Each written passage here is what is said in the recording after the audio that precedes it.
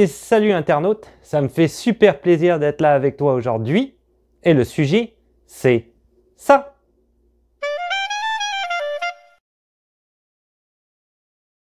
Alors aujourd'hui, une série de petites vidéos sur les différentes activités que tu peux faire ici au Québec. Il va y avoir en fait 4 vidéos, une vidéo par saison. Avant de commencer, n'oublie pas de t'abonner et de laisser un petit pouce bleu. Ça va faire monter la chaîne dans l'algorithme et ça va m'aider moi et la communauté, bien entendu. On commence tout de suite.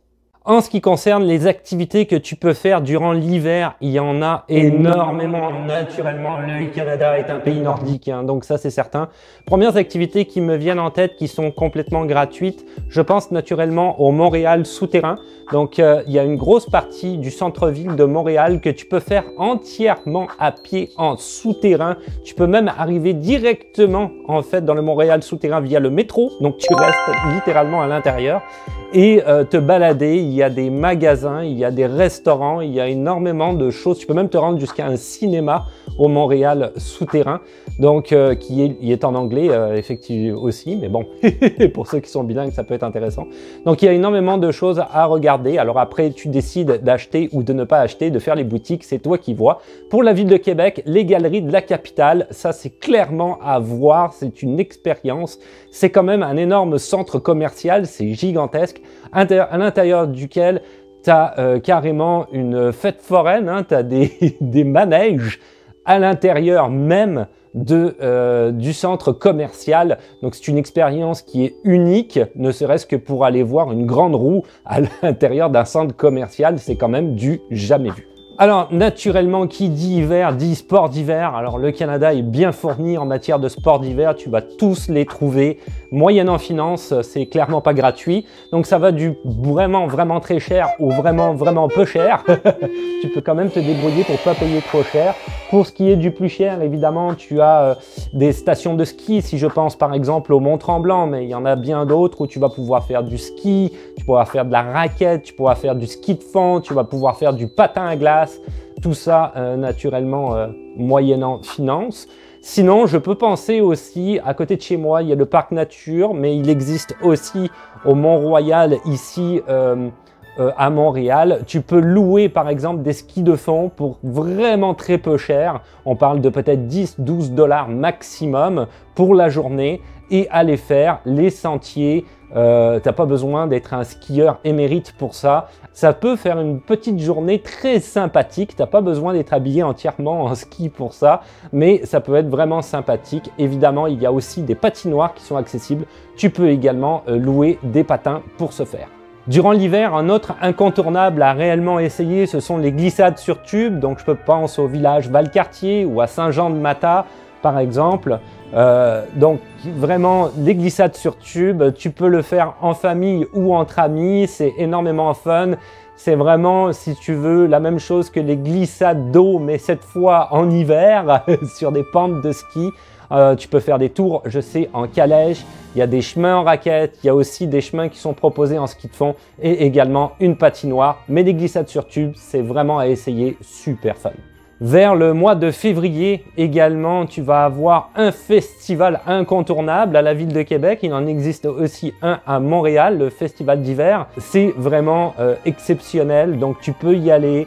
Il y a énormément d'activités qui sont proposées, certaines payantes, certaines gratuites. Il y a des défilés, il y a plein de choses qui sont également incontournables. C'est réellement à faire. Il faut braver le froid, faut bien s'habiller et aller passer une bonne journée en famille. C'est vraiment fun aussi.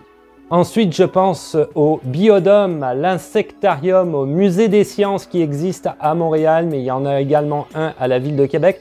Donc ça, c'est des activités que j'aurais pu mettre en fait dans les 4 saisons. Hein. Elles sont bien sûr accessibles dans les 4 saisons, mais peut-être plus particulièrement l'hiver où tu veux te retrouver en intérieur. Le musée des sciences, par exemple, est très sympathique pour toute la famille. Les enfants ont énormément de choses qu'ils peuvent découvrir.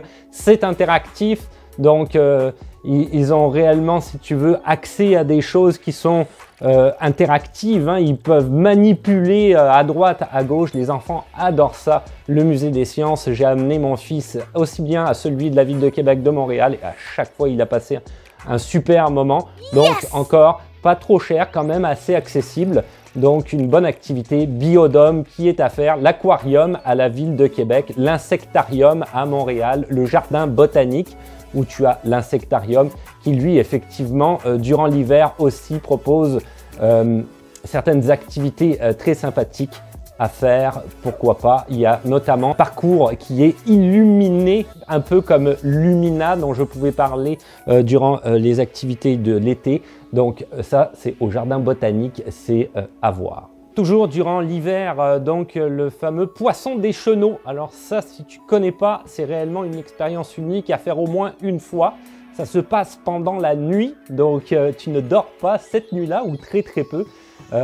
Tu payes pour ça, il va y avoir en fait donc c'est pas gratuit, il va y avoir en fait des petites cahutes sur glace, tu te renseignes, il y en a plusieurs, il en existe plusieurs à travers la province de Québec. Tu payes pour aller sur place et en fait tu rentres dans une cahute qui va être chauffée littéralement avec un poêle à l'intérieur et ça va être creusé dans la glace et tu vas aller pouvoir pêcher des tout petits poissons qui ne sont pas mangeables nécessairement, c'est juste le fun d'avoir une activité ensemble et à la fin les poissons tu finis par les donner si tu veux au propriétaire qui lui je sais plus ce qu'il en fait mais en tout cas c'est sûr qu'il ne les jette pas à la poubelle, il fait de quoi avec ça, ils ne sont pas propres à la consommation humaine. C'est une soirée vraiment intéressante ensemble, on rit, c'est drôle, il faut amener des vêtements que éventuellement tu vas laver plusieurs fois parce que tu risques de sentir quand même le poisson, donc faut penser à ça aussi. C'est vraiment une expérience unique.